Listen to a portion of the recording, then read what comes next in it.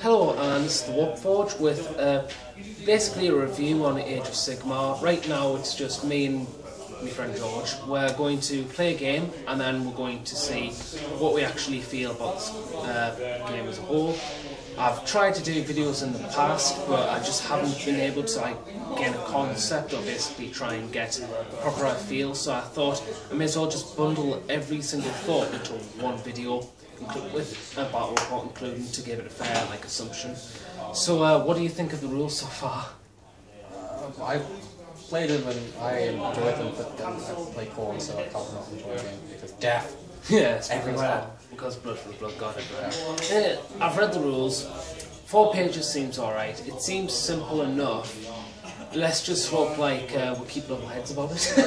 Because I have looked on past battle reports, and when I've looked at battle reports, you've got some which seem very mid-level game and just quite balanced on each force, and then you get some people who pick on death and then try and do Nagash with 5 more Tarks, with 2 War Sphinxes, etc. Yeah. It's basically you've got to keep a level head because it's one. Like I say with Games Workshop games, for me it's a case of really it's a case of you can do it, but should you do it? You can, but should you? I think the whole point of the whole War Scrolls is it takes away. In normal games, you have points, which is supposed to there to balance the game between you. But instead, all it does is we take the points out and leaves the balancing to you yourselves. There's a lot of effects. For example, in Games Workshop where I go, the guy has one of the forgeable giant squigs, which he used once in 3 years. Yeah. Had ears removals, so he thinks leadership 5 or something, just run away so he's at lost combat. And it's costing me too many points. But now, because of War Scrolls, you can take that, it doesn't really matter. Yeah, because it's just single model, yeah. So it doesn't really matter and stuff, yeah. Like I say, it's just one of those things where you've got to have communication with your opponent pre-game before it actually happens, which I must admit sounds like it will hurt pick-up games a lot, which I can fully understand, but I think at the moment we just need to wait for as the game progresses, because this is only the first step, and from what I've heard there's meant to be other steps coming as well. There's meant to be other steps of more, I think it might be more expansions for Age of Sigmar, progressing the story again. Oh yeah, it's not just the story as well, we're probably seeing expansions, things like a storm magic or something like that, for fantasy. There's going to be expansions to magic, because right now it's fairly basic, but it's got plenty of room to expand onto it. I can imagine them reintroducing spell cards again, because quick reference and stuff. But I can imagine them trying to explore a bit and maybe adding some sort of points value. Might not be the conventional sense which we're all used to, but it might be something totally different, which is a way of balancing out the points and stuff, balancing out the armies. That might come later. At the moment it's just throw the models down, get on with it. So, where I'm playing, my Games Workshop, where I've been playing, it just pretty much just say set a number of scrolls and then work around from there. So for example, I played a game last Wednesday, just 5 scrolls, and we worked from there. For example, I was facing Skaven, it was 50 clan rats, Tranquil, Storm Vermin, and a pair of lightning cannons. Yeah. And I had Warriors of Chaos, Chosen, Demon Prince, Bloodthirster, and Sorcerer. And we just balanced it from there. So it's relatively balanced. Yeah, fair enough. And like I say, this is going to be my first game, so I'm just going to lay it out there. I'm going to be using the Strongcast Eternals. I won't be using the Undead, but hopefully soon I'll be using the Undead. Now, word of caution, there will be unpainted minis, because as I say, Age of Sigmar just came out and I've spent this entire week basically building up the minis. I've only had since Tuesday to paint mine. Yeah. I've been mostly just test painting. Yeah. So it's new waters for everything, because it's a new game, sort of saying. We're coming at it from an open mind. So I think, without further ado, I'm playing the Stormcast Eternals, the Brian Blessed Sigmar Marines of Golden Boys. Whilst I'm playing Warriors of Chaos with my one. From the War Scrolls. So, revenge and vengeance and bloodshed. Without further ado, we'll go on to the armies now. If you walk that way, I'll walk this way. Okay, so what's going to happen is this is the Khorne army. Very small, but we're only playing small model point caps for this game, just to give it a test and see what it is.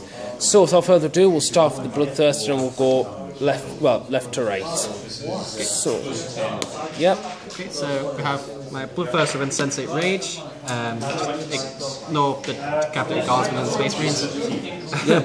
We have an Exalted Champion with the banner from Warriors of Chaos. He's from Chaos Demons, and these guys are all from Warriors of Chaos.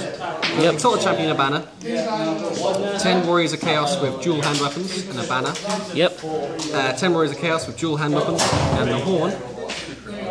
Yep. A Lord on Juggernaut, Khorne Lord on Juggernaut, converted from the Age of Sigmar set. Yep. And then a Demon Prince with the Demonic Axe. You watch the box and I want to put the label. Khorne Demon Prince with it. So the guy in the end is the Khorne Demon Prince. Now we'll move on to the Stormcast Eternals. Yes. Yes. Okay, so we have the Stormcast Eternals here, the Brian-breasted boys in golden, or as they will be painted in gold.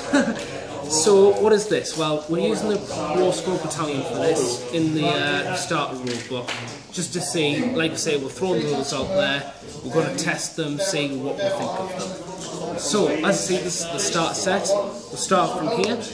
Here are the Stormcast Eternal Liberators, just 5 guys with shields, and it's the same for these guys over here. We have 3 something, they're called, the Angel guys are called, as we get the rulebook out, and flick through.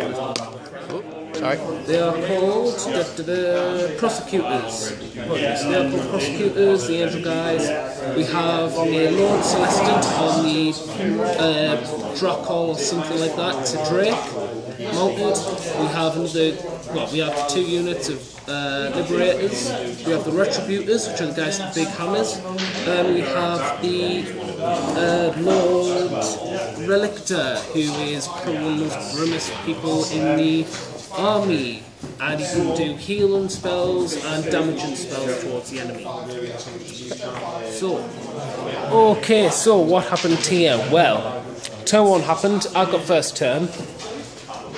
I had the WoC battalion, so that basically means I got to add +1 to bravery rolls and for battle shock, and I also got deep strike. Basically, I'll leave anyone on the battlefield wherever I choose, as long as I am 9 inches away from my opponent.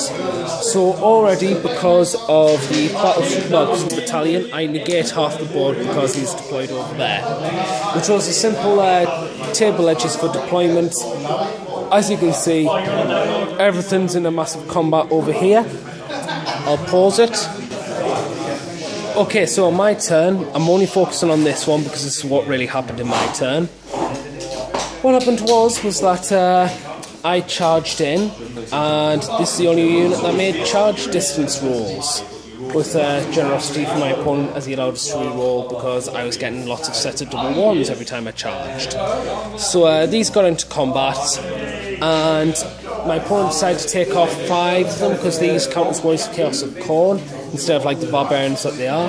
So just to make it fairer, my opponent felt he took 5 models off from each squad. So yeah, I killed about 1 guy because they had like 4 saves with like 2 wounds each, so wasn't really a successful shooting in charge phase for me. On my opponent's side, well, as we'll see, my opponent decided to move them. He charged his Chaos Lord with on Juggernaut or over here, right into the Liberators. He then decided to charge the Khorne Bloodthirster into the Retributors and the Lord Relictor, and then charged his Khorne Demon Prince into the the Lord Celestant over there. I managed to make 3 wounds on his Demon Prince. He manages to make 5 wounds on... No, 2 wounds on my guy, because I'm on 5 wounds left. Bloodthirster, I've got onto 4 wounds, and the 2 of the Retributors died, and the Lord Relictor was left unharmed and just did a bit more damage. These guys didn't... Well, they didn't do any damage, and I have 3 of my Liberators dead with one wound. These did nothing, those did nothing, and that is turn 1 for Chaos and the Stormcast Heralds. My luck has been atrocious, quite literally. I am not even joking here. I rolled at least 10 sets of double 1. I've probably had the most unluckiest rolls in Wargaming. My opponent agrees with me. I've had the most unluckiest rolls. 10 sets of double 1. We're talking about 10 rolls of the dice on double 1 at least. And then, so yeah. And then when he's attacking with his Northern Celestin, I rolled 666 for my saves. Yes. So, yeah, it hasn't been the best rolls for us, but hopefully turn 2 we'll see another one. Now, the Stormcast Heralds have taken turn 2, so see in turn 2. Okay, so basically turn 2, what happened was, well, I'm going to keep it short because I'm going to include both turns in one, basically. I killed a few of his guys here with the angels, and he finally died this turn. These guys took a few wounds, they're still locked in combat here. And basically I've done a few wounds, as you see. He's taken about 2 guys off, and I've killed like 1, maybe, I think. The Chaos Lord has finally killed all the Liberators. Over here, the Retributor and the Lord Relictor still live. Apologies. So basically, I just need like 2 to 3 more wounds to kill the Bloodthirster.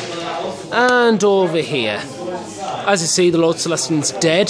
The Demon Prince is on 1 wound still, and the Bannermare Bearer took 2 wounds. And that is turn 2. I rolled off again, and I won turn 3 roll off. Again, my dice rolls have been absolutely appalling. So see in turn... Okay, so turn 3. This is basically going to be short, as he steals his tape measure. Basically what happened was I managed to kill the Bloodthirster with Lightning Storm from the Lord Relictor. Managed to move them around a bit. Charged me Retributor into the Lord Celestin on the edge Conjugal Lord, and managed to do 2 wounds.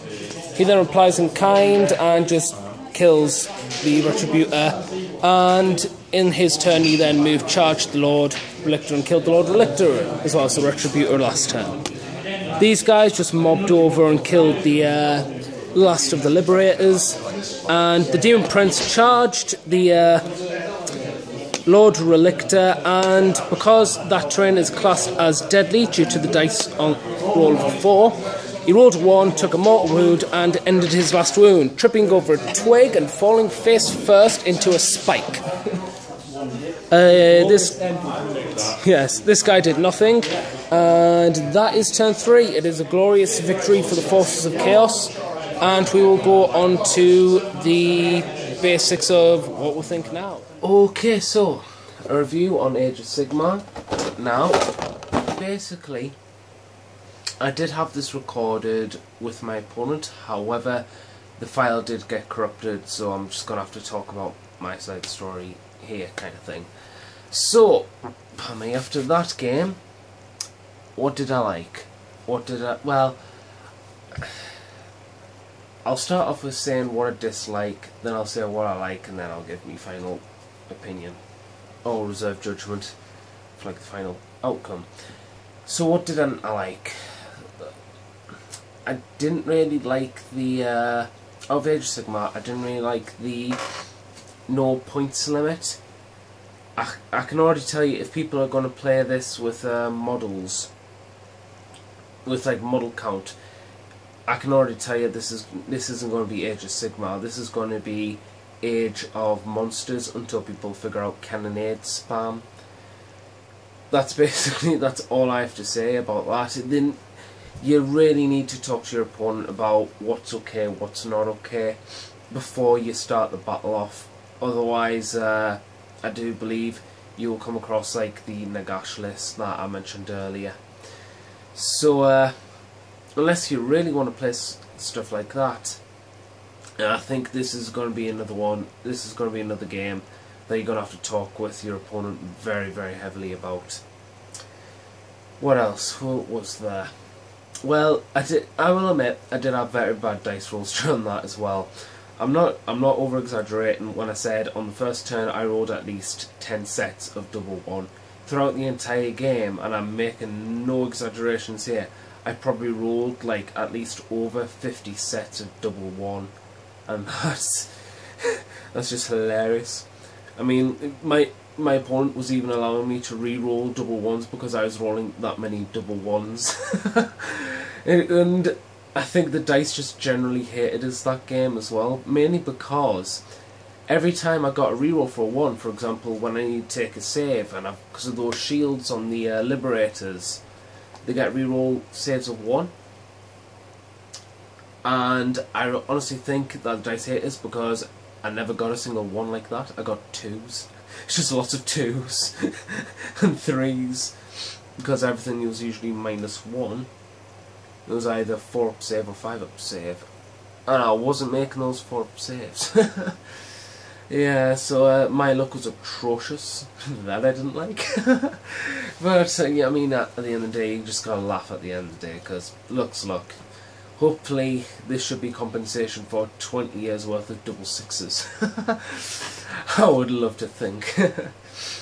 But that does move on to the next thing I dislike, which is the reroll or reroll. So basically what happens is you can keep on re-rolling rerolls because it doesn't say that you can't do that in the rule book. So like for the example I put out, if you roll a 1 for your saves and your liberators, you get to re-roll it. If you roll a further 1, you can still re-roll it. And so basically it's just honestly, for me, I'm going to keep it at a cap because that can get out of hand very quickly. It really, really, really will. Apologies for this. Someone's trying to message us, so I'm trying to call. To you guys. So, honestly, there does need to be a cap for me. I don't like that, and some of the things is it's a bit off. Like, again, it's the charge distance, which I dislike. I liked it when it was 2 dice, then add your movement, not just 2 dice. I don't know, I think it's just for me, it's just I don't see a mighty charge and then rolling a double 1. If I'm honest, I just don't see that. But that's just me. Other people might enjoy it. Things I did like now. I like the flexibility of terrain now. One of the things I always wanted to do in 8th edition fantasy was have like a small like town, empire town, and actually fight in it, like Mordheim style, but more for like mass battles, so like streetways and alleyways and stuff you can actually fight. You can actually do that now. There's a lot more flexibility of where you put the terrain without the lack of like fixed regiments. So I like that, because one of the things I always bothered us about 8th edition was that there was a very distinct lack of terrain. Although terrain was very, very critical on how you made your deployments and how you made your movements with your troops, I always kind of felt like I wanted more terrain on the board, so now we can actually get that option, which I'm absolutely fantastically fine with. So there's that. I like that. The rules are simple, which I also like. It's not hard to get into it, so to say, which is, it's nice. It's just a nice change of pace, I suppose. I liked it how I could just like get the strong cast Eternals and I could just play with them. So yeah, I really enjoyed that, and I'm trying to think what else. I enjoy the hero phase as well, which might sound odd. Only because I just liked being able to get abilities off. Like, for example, the not the Lord Celestin, the Lord Relictor with his Lightning Storm. I liked that, and I liked Mortal Wounds in a sense, mainly because it's a nice way of dealing damage to really hard things. Like, for example, the Lord Relictor casted Lightning Storm on the Bloodthirster and killed it.